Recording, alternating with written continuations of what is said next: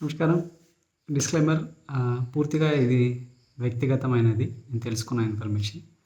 ఆహ్, ఈరోజు ఏం మాట్లాడనుకున్నానంటే హెల్త్ గురించి.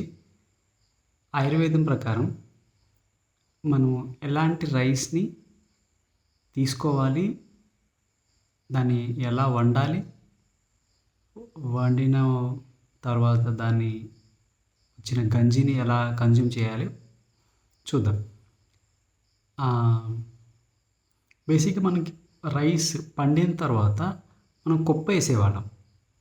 అలా కుప్ప వేయడం వల్ల ఆ రైస్‌లో ఉన్న వాటర్ కంటెంట్ ఒక ఎవాపరేట్ అవ్వడం కానీ, ఒక దాంట్లో ఉన్న మన బాడీలోకి కఫాన్ని అగ్రివేట్ చేసే క్వాలిటీ మెల్లమెల్లగా తగ్గుతుంది. ఎప్పుడైతే మనం కుప్పేసి 9 మంత్స్ అలా స్టోర్ చేస్తామో,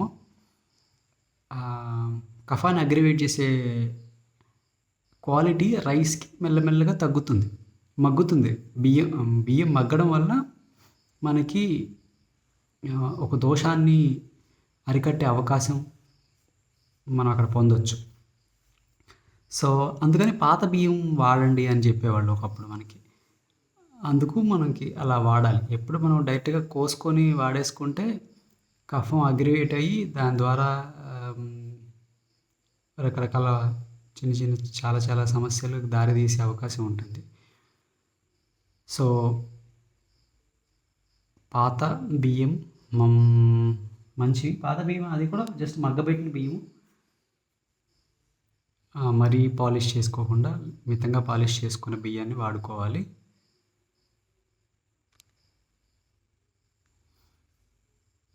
అలా కుప్పేయడం వల్ల మనకి అది బెనిఫిట్. అలా కుప్పలో వేయలేకపోయినా జస్ట్ మనం ఒక 9 మంత్స్ మన రూమ్స్‌లో స్టోర్ చేసుకొని తర్వాత ఆడించుకొని తింటే మంచిది. కొత్త బియ్యం కన్నా కూడా వీలైతే.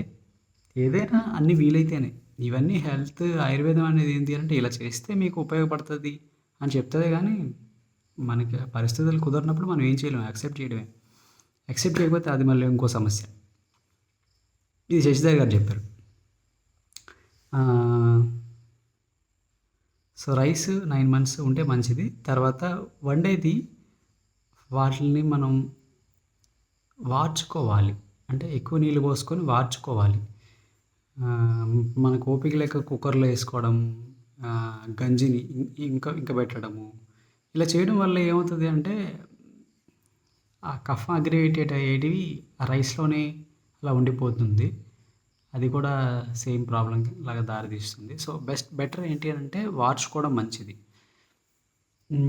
సో, వార్చిన తర్వాత రైస్ తినొచ్చు. ఇప్పుడు మనం ఆ గంజిని ఫర్మెంట్ చేసుకున్నాం అనుకోండి, అవి దాంట్లో మనకి మనం ఇప్పుడు వేసుకుంటున్నాం కదా! బి కాంప్లెక్స్ చాలా గట్‌ని మంచిగా ఉంచే బ్యాక్టీరియా అంతా ఆ గంజిలో ఉంటుంది. కాకపోతే ఆ గంజిని వార్చంగానే తీసుకోకూడదు. గంజి డైరెక్ట్‌గా ఇమిట్ చేసి తీసుకోకూడదు. అది ఫర్మెంట్ చేయాలి. అంటే ఎలా ఫర్మెంట్ అంటే మనము ఈరోజు తీసుకున్న వార్చి రేపటికి ఫర్మెంట్ అవుతది. ఒకప్పుడు మనం కలిచారు చేసుకునేవాళ్ళం. అదైతే అసలు సూపర్ అసలకి.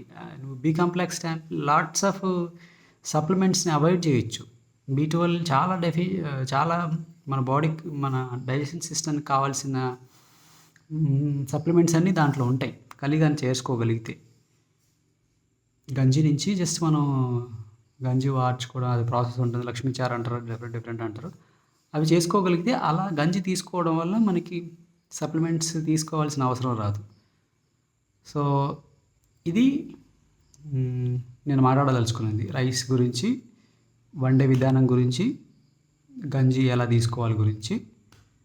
సో, సోర్సెస్ వచ్చి నాకు ఈ ఇన్ఫర్మేషన్ తెలుసుకోవడానికి సోర్సెస్ రవివర్మ, రాజీవ్ దీక్షిత్ అంతే.